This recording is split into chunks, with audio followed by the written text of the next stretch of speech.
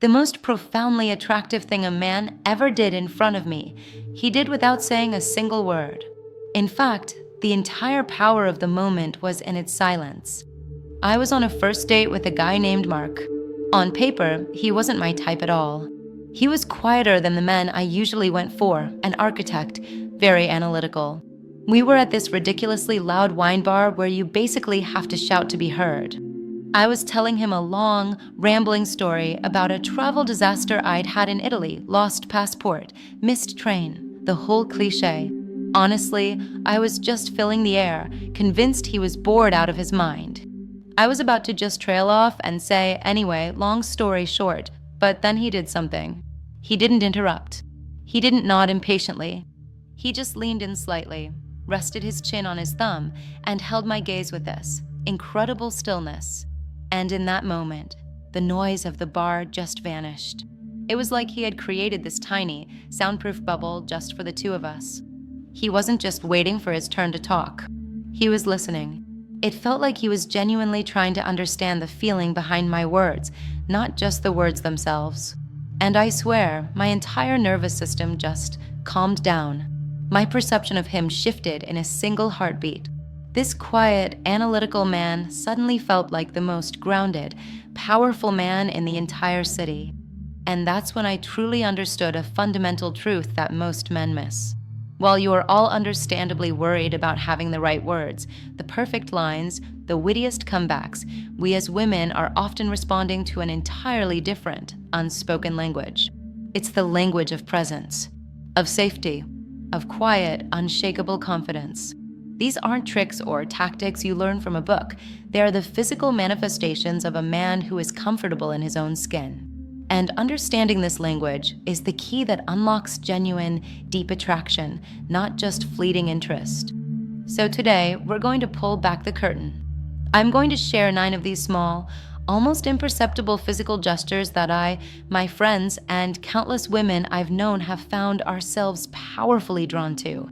And I'm going to tell you the real stories behind why they work, not as manipulative tricks, but as honest signals of the kind of man you are. Number 9, the anchor of attention. Let's start with one that seems almost too simple to matter, the slow head tilt. I know, it sounds ridiculous, but stay with me. A few years ago, my best friend, Chloe, was going through a brutal breakup. One night, she was venting to her then new boyfriend, a guy named Ben. She was crying, talking in circles, not making a lot of sense, just pouring out all this hurt and confusion. Later, she told me about the moment she knew she was going to fall in love with him. It wasn't because he gave her advice or tried to fix her problem. It was because as she spoke, he just sat there, listening and very slowly tilted his head. It was a gesture that said, "I'm here. I'm not going anywhere. Take all the time you need." Here's the psychology of it, and it's fascinating. A quick, jerky nod says, "Yep, got it, move on." It's a gesture of impatience.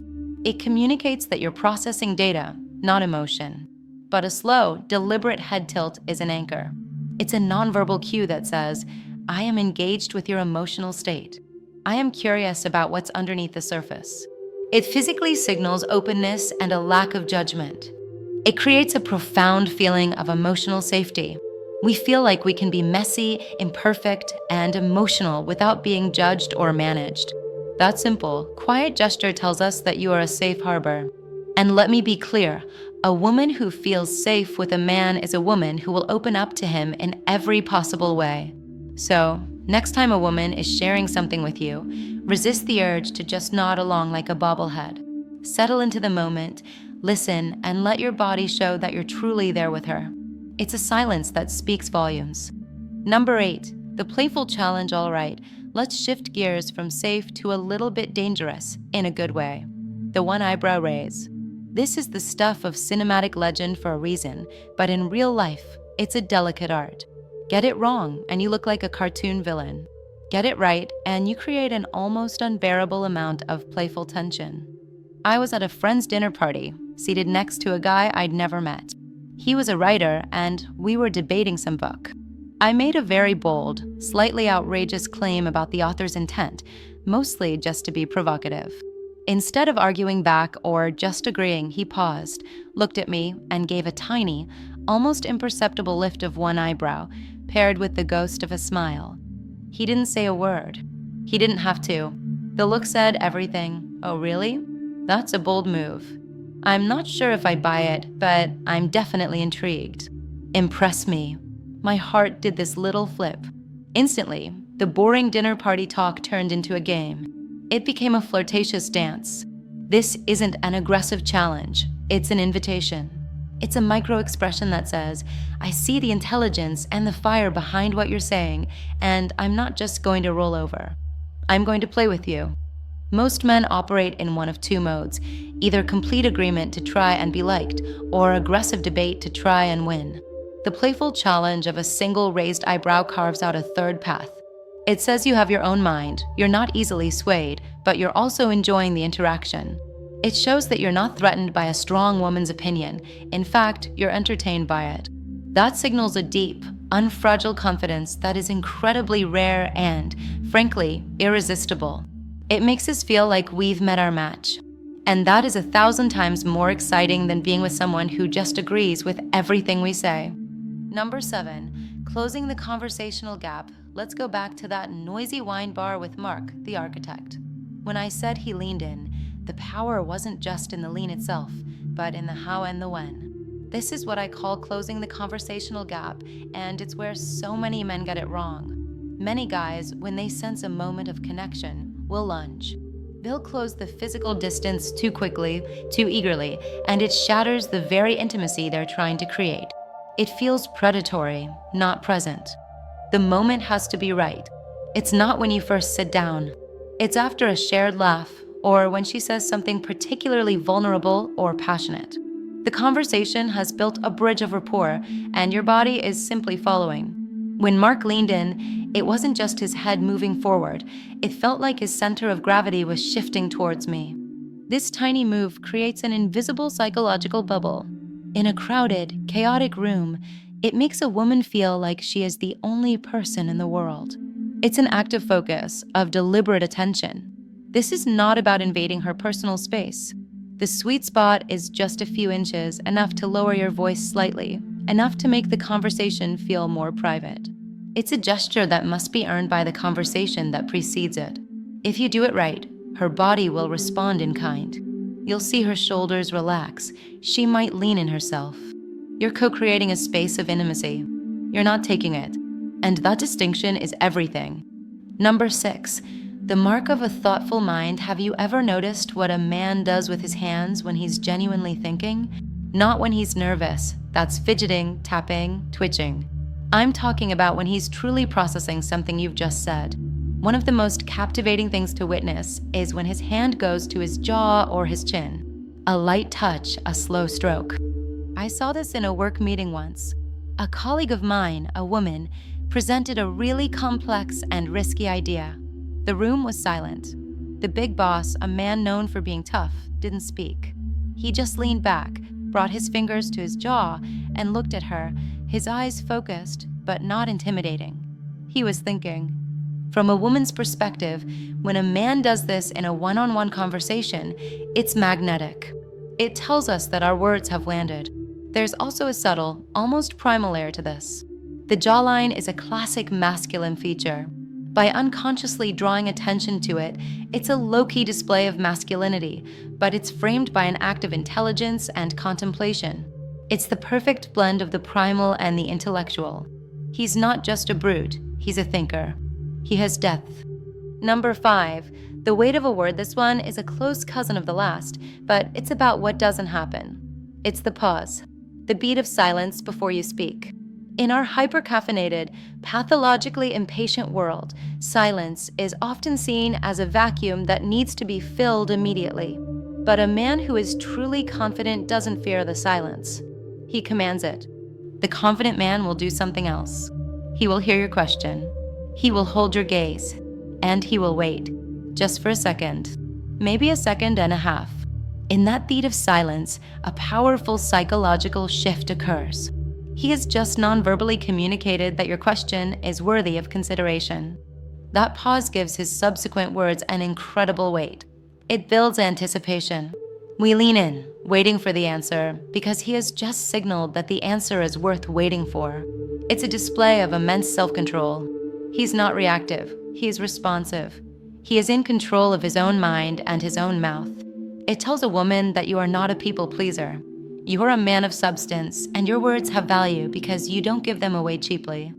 Number 4, the frame of conviction. Okay, let's talk about hands again. Nervous hands are a dead giveaway of anxiety. Confident hands, on the other hand, are calm and purposeful. And one of the most subtly powerful gestures is the hand steeple lightly touching the fingertips of both hands together. Now, I'm not talking about the Mr. Burns, excellent, evil scheming version. I'm talking about a relaxed, natural gesture that often happens when someone is explaining a concept they know inside and out. I was once on a date with a guy who was a passionate woodworker. He was explaining the difference between dovetail and mortise and tenon joints. As he spoke, his hands formed this gentle steeple. The gesture said, "I know this. I am confident in this. I have mastered this." It was mesmerizing. His passion was evident, but the steeple grounded his energy. It conveyed expertise without arrogance. It's a subconscious signal that you have organized your thoughts. It shows us a man who has his world and his thoughts in order. And that feeling of ordered, confident energy is deeply reassuring and compelling. Number 3, the art of not taking yourself too seriously. Confidence isn't always about being serious and powerful. In fact, some of the most confident men are the ones who can be a little goofy, a little self-deprecating.